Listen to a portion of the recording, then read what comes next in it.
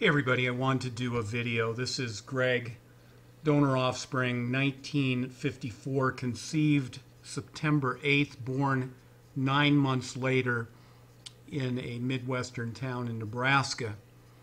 And didn't find out till 1983, some 29 years later, that this gentleman here was not my father, nor was he related to me.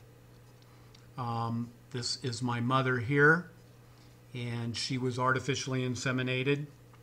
And 9 months later, in 1955, this kid here was born. Now, this picture was taken in 1968, and it's has a lot of meaning for me. I think the first slap you get on the butt once you're out in the world can kind of determine what direction you go in life. And I know a lot of us, especially the older generation of donor-inseminated human beings that were created through this, what I call diabolical system. At least I looked at it that way back in 1954, because they were told never to tell the offspring. The parents were told never to discuss it with family members, although most family members knew. Everybody knew except the person involved, the offspring themselves. I kind of lurk on the forums, and I find it very interesting that different generations have gone through different experiences with donor insemination. And it's very, very hard for people to have what we call a meeting of the minds, because we all come from vastly different situations, and we all come from vastly different mindsets. Now, I wrote a book back in 2002, 2003, 2004 about my experiences, and really was just kind of worthless fodder. I mean, so what? So what you're a donor offspring? So what you were lied to? What it is what it is. You try to make the best out of it, but does it make it more palatable? Absolutely not. It really stinks. It really sucks. Maybe you can sense some disdain in my voice. I haven't talked about this in a long time, but I do have opinions like you, and your opinions are very important.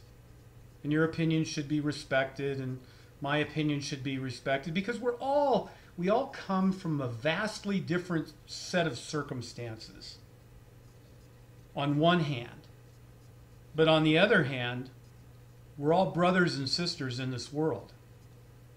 We just were conceived differently. And I understand a lot about the newer generations of donor offspring. You know, I found out in 1983, and first thing I did is I go to the library. Computers didn't exist in libraries at that time. Had the old card file and the Dewey Decimal System. Is that what they called it? I don't know. I looked it up in the card file, looked up artificial insemination, and it said, see animal breeding. And I thought, wow, what am I? Conceived like an animal? Conceived in deceit and lies? And oh, by the way, yes, donor insemination did destroy my family. And it goes much, much deeper than that. This is my family. This was taken in 1968. This is my father, Herbert. Herbert was nothing less than a modern-day Jesus Christ. And I'll tell you why. He was one of 60,000 Americans incarcerated in what we would call today FEMA camps. Back then they were called state homes for feeble-minded youth. And if you were poor, or you couldn't find a job, or you couldn't provide for your family, the state social services could come in without a court hearing, kind of like NDAA, and remove your children, remove the family from the home, and put them in one of these state-run institutions. Now you can go on Yahoo, or go on Google, excuse me, and Yahoo and all those places, and put in like Nebraska State Home for Feeble-Minded Youth.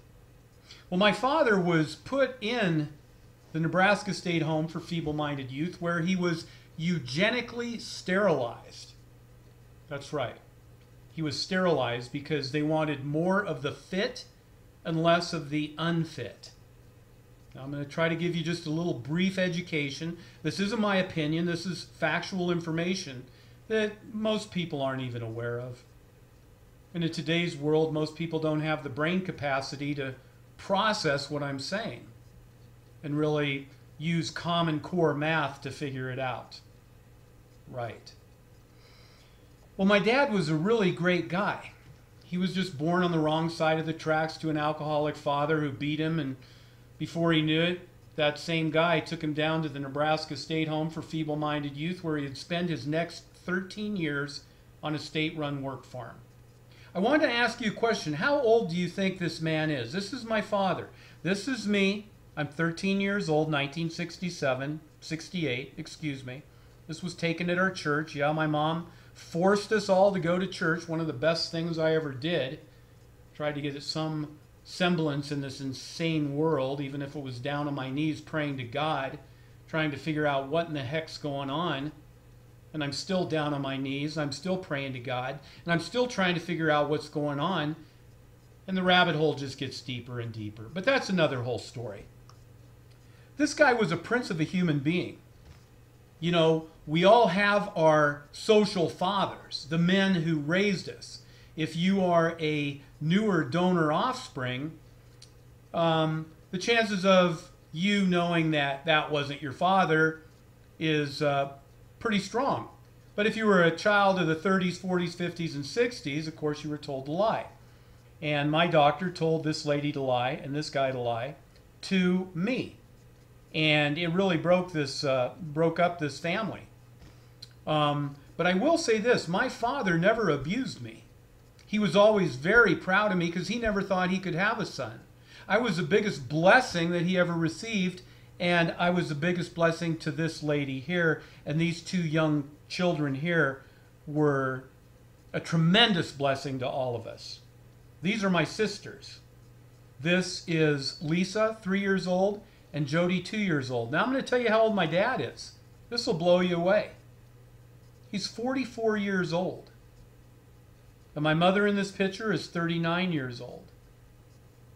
This guy was absolutely crucified by the political system in this country and the world.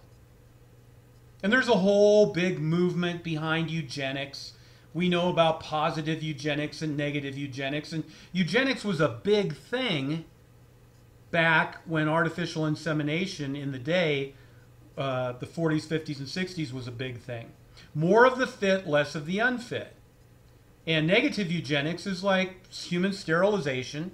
They sterilized this guy here, forced my mother into using another man's sperm to come up with this kid right here.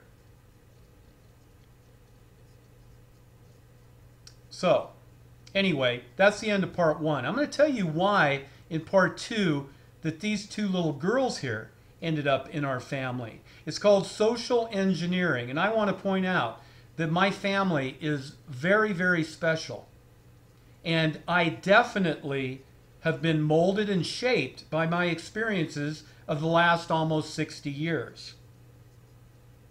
I've come up with some unique observations. That's what I'd call it, unique observations. Not only of my life and who I am, but who the world is, our political system, our social system, and you know, WTF. I don't swear anymore. But I'll tell you what, sometimes I feel like doing it. But anyway, things are not as they seem. I want you to remember that.